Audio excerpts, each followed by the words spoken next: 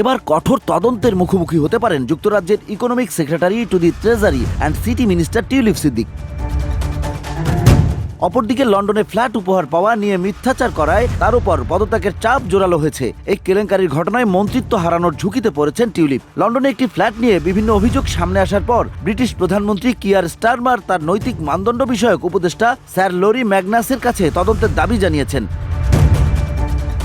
গত রোববার রাতে ডাউনিং স্ট্রিট জানিয়েছে প্রধানমন্ত্রী এখনো দুর্নীতি দমন বিষয়ক মন্ত্রী টিউলিপ সিদ্দিকের প্রতি আস্থা রাখছেন। এদিকে টরি এমপিরা বলেছেন ফ্ল্যাটটি টিউলিপের পরিবারের জন্য বাংলাদেশে তার খালার রাজনৈতিক দলের একজন মিত্রর পক্ষ থেকে আসলেই উপহার হিসেবে দেয়া হয়েছে কিনা তা খতিয়ে দেখা উচিত।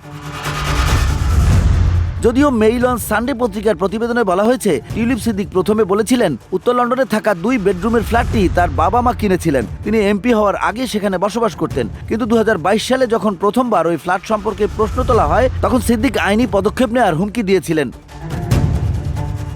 এদিকে ফ্ল্যাটটি নিয়ে সুর বদল করেছে লেবার পার্টি। এখন তারা বলছে ফ্ল্যাটটি আসলে টিউলিপের মা বাবাকে তাদের এক পরিচিত জন উপহার হিসেবে দিয়েছিলেন। ফ্ল্যাটটি আব্দুল মোতালিব নামের একজন বাংলাদেশি কিনেছিলেন, যার সঙ্গে বাংলাদেশের রাজনৈতিক দল আওয়ামী লীগের যোগাযোগ রয়েছে।